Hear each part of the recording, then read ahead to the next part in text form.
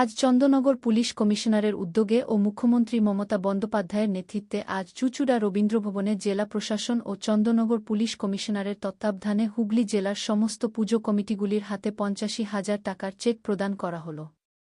এর পাশাপাশি চন্দননগর পুলিশ কমিশনারের আন্ডারে যে সকল মানুষের মোবাইল হারিয়ে গিয়েছিল তাদেরকে পুজোর আগে সেই সমস্ত মোবাইল ফিরিয়ে দেওয়া হল। চন্দননগর পুলিশ কমিশনারের উদ্যোগে মহিলাদের সুরক্ষিত ও তাদের যাতে কোনো সমস্যা না হয় সেই জন্য পিঙ্ক মোবাইল ভ্যান চালু করা হল চন্দননগর পুলিশ কমিশনার এলাকায়। এ পাশাপাশি বন্যা মোকাবিলার জন্য তৎপর রয়েছে জেলা প্রশাসন ও জেলা পরিষদের সদস্যরাও। আজ এই অনুষ্ঠান মঞ্চ থেকে বেশ কিছু পুজো কমিটির হাতে চেক তুলে দেওয়া হয় এবং বিভিন্ন থানার থেকে পরবর্তী চেকগুলো প্রদান করা হবে বলে জানালেন চন্দননগর পুলিশ কমিশনারের পুলিশ কমিশনার অমিত পি জাবালভি।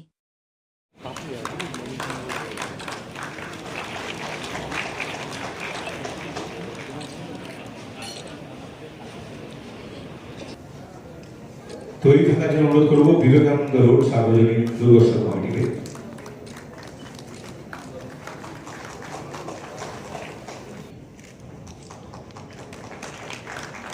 দেখে নেব রথতলা সার্বজনীন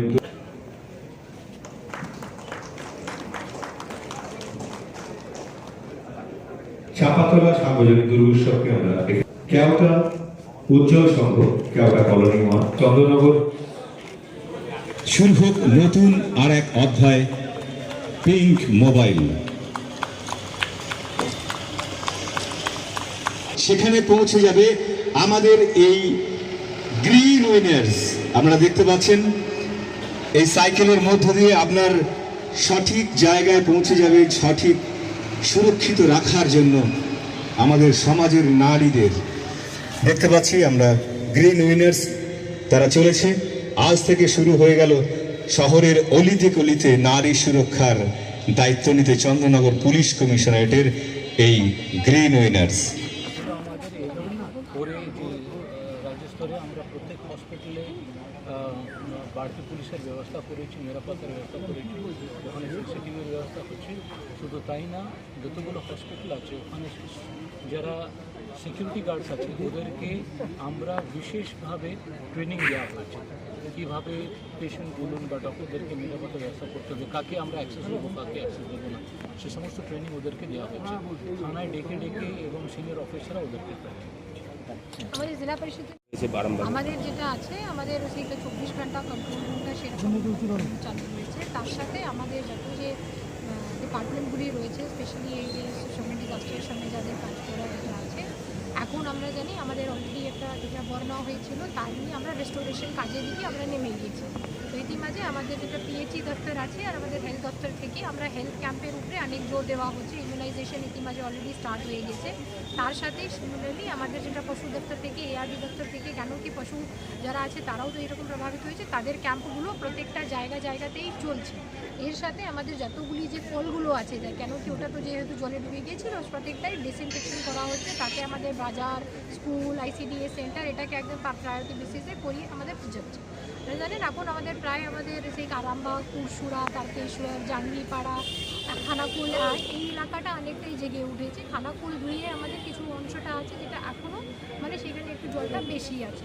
তো সেই হিসাবে আমাদের প্রস্তুতিটা চলছে। আর এইবারই আমরা আগাম যেটা চাইছি কি মানুষটা প্রাকৃতিক জীবন যেটা ছিল নর্মাল লাইফের দিকে ফিরে যায়।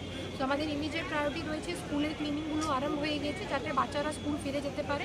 ইতিমাঝে আমাদের যা সব আইসিডিএস সেন্টারগুলো সব কিছুই আমাদের 100% আইসিডিএস সেন্টারগুলো খুলে দেওয়া হচ্ছে, যেটা একটু জলে যেটা খানাকুল দুইয়ের দিকে যেগুলো রয়েছে সেটা তারা ওই বাড়িতে দিয়ে পৌঁছে দিচ্ছে আমাদের। আর আমাদের যে হেলথ ক্যাম্পগুলো আছে সেটা আমাদের আনএফেক্টেড এলাকা থেকে, সেইখান থেকে সব ডাক্তারগুলোকে নিয়ে গিয়ে আমরা হেলথ ক্যাম্পে টিম করিয়েছি। আমাদের জেলা পরিষদের পক্ষ থেকেও যেটা আছে এই সবগুলোকে নিয়ে আমাদের তার অতিরিক্ত মানে যে ড্রাই ফ্রুট খাবার তার সাথে দেওয়া হচ্ছে।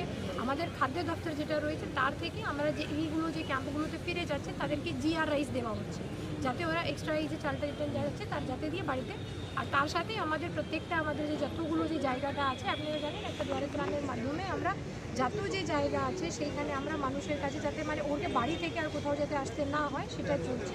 আর গ্রুয়াল কিচেন যেখানে আমাদের যেরকম এখনও যারা ক্যাম্পে মানে আর হয়তো বাড়িতে সেরকম করতে পারছি না, তাদেরকে আমরা ওই গ্লোবাল কিচেনেতে খাওয়াচ্ছি। কিছু মানুষের আছে যাদের বাড়ির একদম খুব ক্ষতি হয়ে গেছে, থাকতে পারছে না, তাদেরকে আমরা অনেকেই আছে, তো আমরা ওদের নিয়ে আমরা অল্টারনেটিভ ব্যবস্থাটা করিয়েছি।